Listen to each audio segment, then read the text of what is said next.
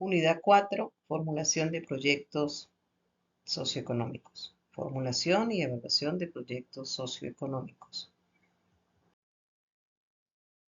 Nos centraremos en el Fondo de Compensación Interterritorial, su metodología para presentar proyectos de carácter socioeconómicos. Ese fondo es un fondo especial.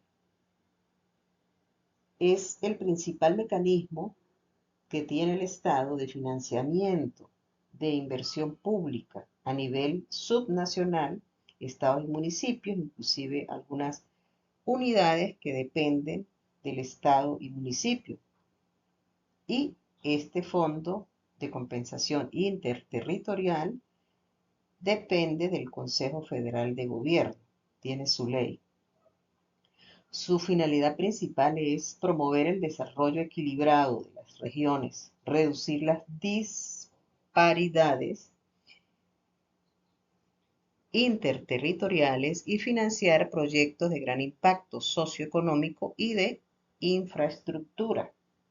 Asegura también la distribución, o mejor dicho, la redistribución social y exige la presentación de proyectos rigurosos que demuestren viabilidad y alineación con los planes nacionales de gobierno, es decir, con el plan de la nación, el plan nacional de la nación.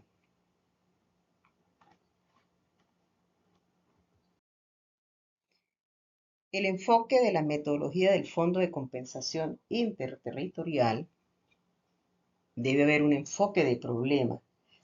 La formulación es impulsada por la identificación clara de un problema.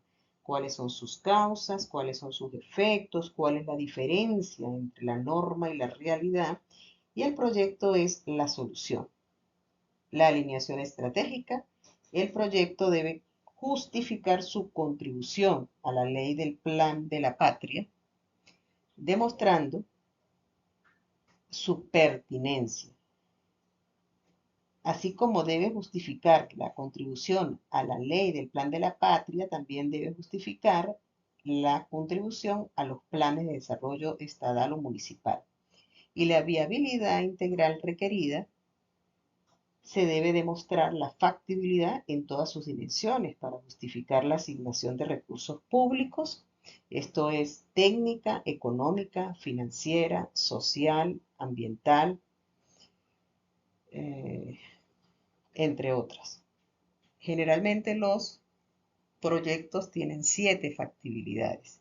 En este caso de la metodología del Fondo de Compensación Interterritorial, la factibilidad financiera se obvia. ¿Por qué? Porque el dinero va a ser puesto o lo va a ubicar el Fondo de Compensación Interterritorial, que para eso está creado.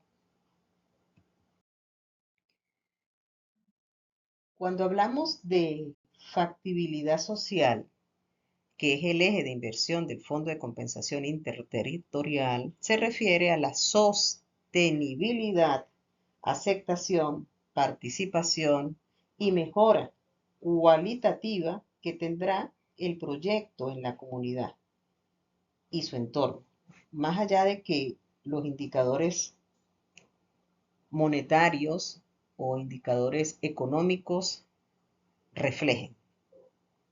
Los criterios clave son el impacto en calidad de vida, cómo mejora la salud, cómo mejora la educación, cómo puede mejorar los servicios de seguridad, cómo puede mejorar la movilidad, la transformación comunitaria, ¿no? ¿Cuál es la contribución a la creación de un empleo o desarrollo endógeno? En cuanto a la participación, que es otro criterio clave, ¿cuál es el grado de organización, de aprobación, de compromiso de la comunidad con ese proyecto en la fase de ejecución y en la fase inclusive de la post-ejecución, que es donde realmente se evalúa la efectividad e impacto que tiene un proyecto?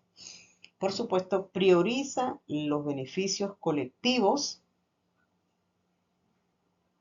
sobre la rentabilidad individual o privada. Cuando hablamos de factibilidad financiera, el principio es la eficiencia, lograr mucho con lo que se dispone. Para el Fondo de Compensación Interterritorial, la evaluación económica demuestra la eficiencia y la transparencia en el uso de los fondos públicos. Requisitos financieros, por supuesto, el cálculo del flujo de caja, cuál es el dinero que entra y que sale, determinación de ingresos y costos esperados, el punto de equilibrio o costo-beneficio, el proyecto debe ser sostenible operativamente y el cálculo de indicadores, demostración de la rentabilidad socialmente ajustada a través de el valor actual neto y de la tasa interna de retorno. La tasa de descuento, que se llama también costo de capital o costo de oportunidad del capital, es la tasa de rendimiento que una empresa debe obtener sobre sus inversiones en proyectos para mantener su valor de mercado. Los criterios de evaluación, el criterio de evaluación utilizados para saber si se debe realizar un proyecto: costo, relación costo-beneficio, periodo de recuperación de la inversión, tasa interna de retorno, valor actual neto. Cuando hablamos de optimización, utilizados para tomar decisiones sobre un proyecto: el tamaño del proyecto, los precios, los costos, el momento de inicio, el momento de liquidación de ese proyecto. Para el cálculo del flujo de caja, es necesario ubicar si hay ventas, ingresos brutos, beneficio neto, amortizaciones, costos operacionales, inversión inicial.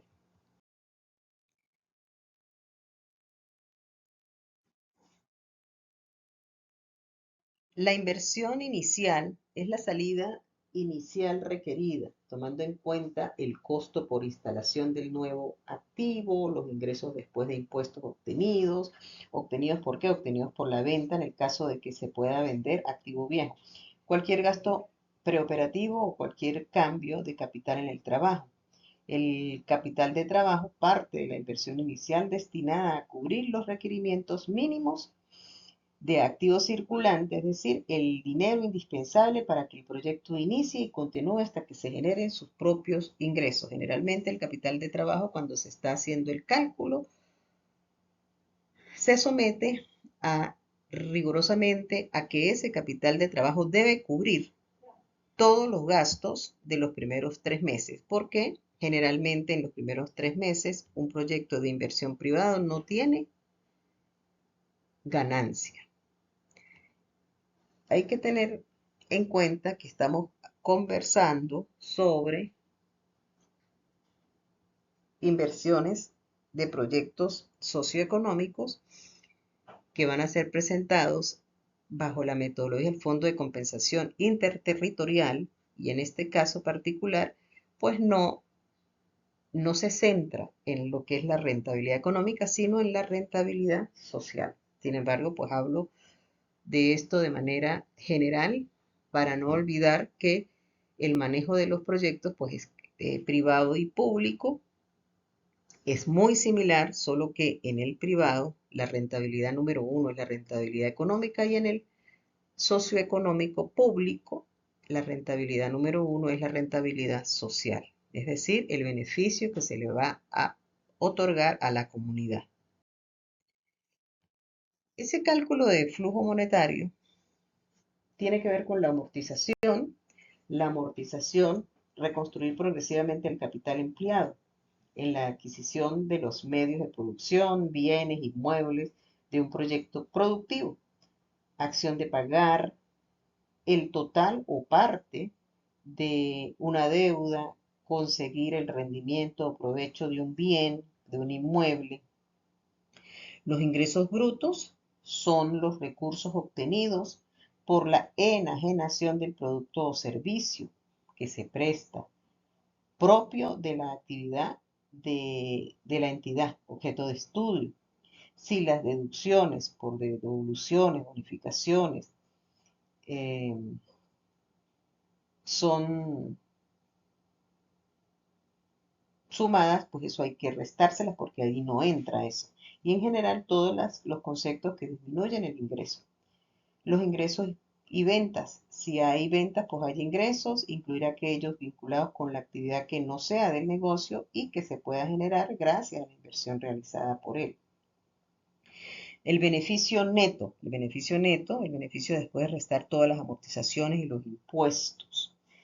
Es lo obtenido tras deducir todos los impuestos, las amortizaciones, otras cargas, bonificaciones tributarias que a veces se otorgan a las empresas públicas con el objeto de estimar de estimular y estimar, ¿no?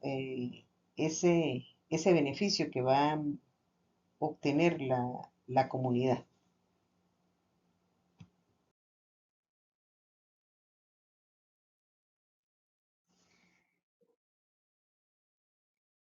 Como no hay diferencias muy relevantes entre lo que es flujo de vengado desde el punto de vista contable con los reales, se aplica una expresión, ¿no?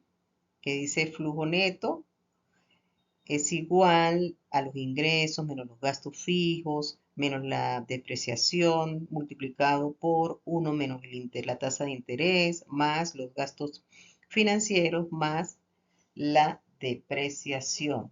La tasa, por supuesto, es la tasa de impuestos a las utilidades.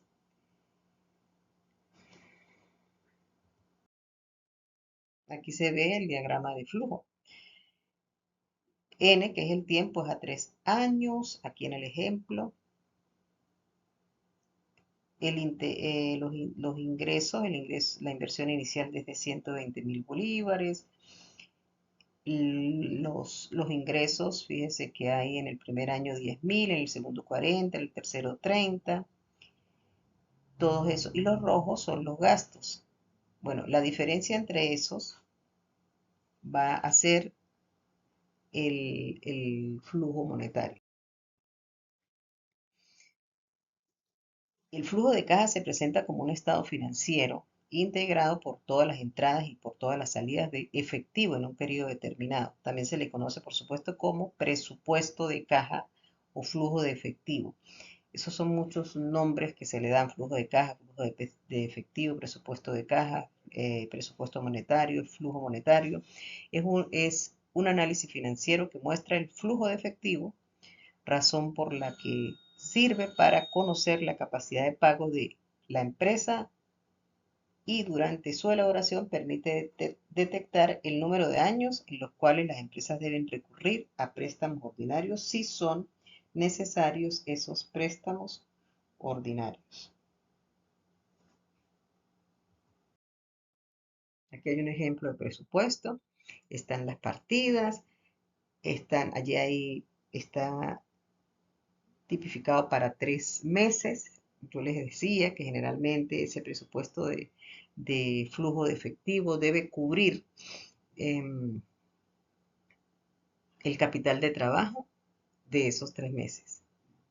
De los primeros 3 meses, aquí desde enero a marzo, pero puede ser desde cualquier mes que se inicie un proyecto. Sin embargo, como aquí estamos tratando de ubicarnos en el sector público, los ejercicios fiscales en el sector público inician en enero. Por eso es que aquí se observa enero, febrero y marzo. Ahora bien, el valor actual neto. El valor actual neto, cuando se calcula en un proyecto, el primer paso es restar todos los costos en un periodo de los beneficios de ese mismo periodo para obtener los beneficios netos, que pueden ser positivos o negativos. Después se va a elegir una tasa de interés que va a medir el costo de oportunidad de los fondos con usos alternativos en la economía. Utilizada por lo general a nivel mundial se utiliza una tasa del 12%, porque el 12% es una tasa estimada de lo que puede pudiera ganar como intereses un dinero que se puede colocar en una entidad bancaria. Utilizando esta tasa, le estamos imputando a un proyecto un costo de fondos igual al retorno económico como una mejor alternativa. El valor actual neto en un proyecto mide el monto en el que la economía estaría peor, ¿no? O sea, es lo mínimo que yo puedo permitirme para poder ejecutar un proyecto. Por supuesto, bajo ciertas características. No se acepta un proyecto a menos de que se genere un BAM positivo. Si el valor actual neto da negativo, entonces ese proyecto no es rentable y no va a ser factible. Sin embargo, es posible que por las características de las economías de un país, el valor actual neto social pudiera dar negativo. Sin embargo, es discutible porque cuando se está calculando el valor actual neto y la tasa interna de retorno social, se deben considerar cuánto le puede costar al país, a la comunidad, si es un proyecto de salud, cuánto le puede costar a esa comunidad la resolución del problema de salud de una comunidad estimada, estimando aún también cuánto puede costar ese problema de salud. Por eso es que es muy complejo y dentro de lo que yo conozco en alcaldías, en algunas entidades propias que participan y presentan proyectos a las alcaldías,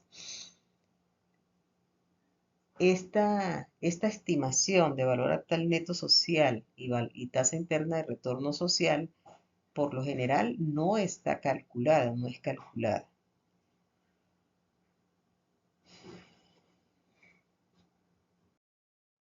El valor actual neto, seguimos con ese valor actual neto,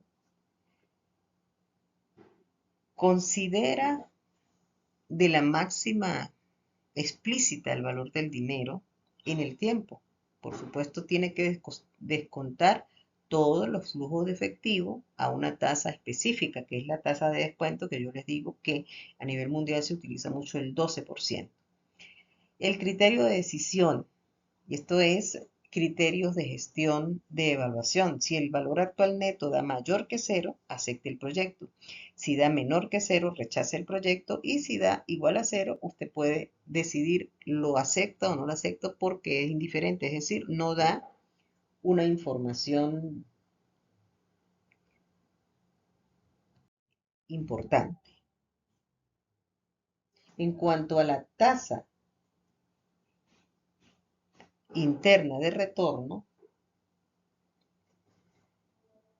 se define como aquella tasa de interés que hace equivalentes a un flujo de ingresos con un flujo de costos. Aquella tasa que hace igual a cero el valor actual neto. Pero recuerde que cuando da el valor actual neto cero, pues es indiferente. Entonces allí, como es indiferente utilizar el valor actual neto, se utiliza la tasa interna de retorno, que es aquella que aplicada a los ingresos y gastos de un proyecto, para cada año de vida de ese proyecto, equilibra o nivela los valores en el presente. Aquí está la fórmula.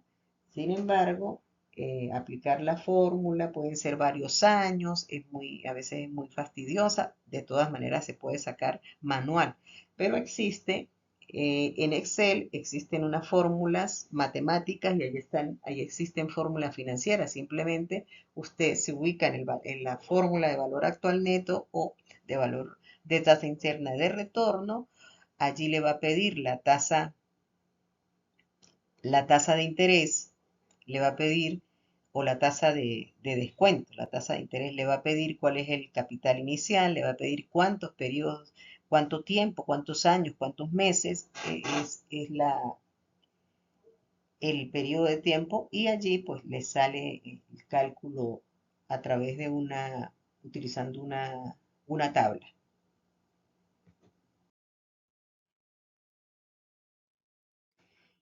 El criterio de decisión de la tasa interna de retorno es si la tasa interna de retorno es mayor que la tasa de descuento, acepte el proyecto. ¿Por qué? Porque si la tasa de descuento es similar a esa tasa pasiva que una entidad bancaria puede pagar y usted gana más con el proyecto, pues ese proyecto es factible y es viable. Pero si la tasa interna de retorno es menor a esa tasa de descuento, que generalmente se equipara a lo que puede ganar cualquier empresario guardando su dinero en una entidad bancaria, eso es a nivel mundial, eso se acepta a nivel mundial. Puede ser que por las circunstancias de nuestro país hoy día eso no es tal cual. Pues entonces usted debe rechazar el proyecto. Y esto hablando de proyectos que son de inversión o privados. ¿Por qué? Porque vuelvo a repetir, los proyectos socioeconómicos que desarrolla el poder descentralizado no, no buscan una rentabilidad económica.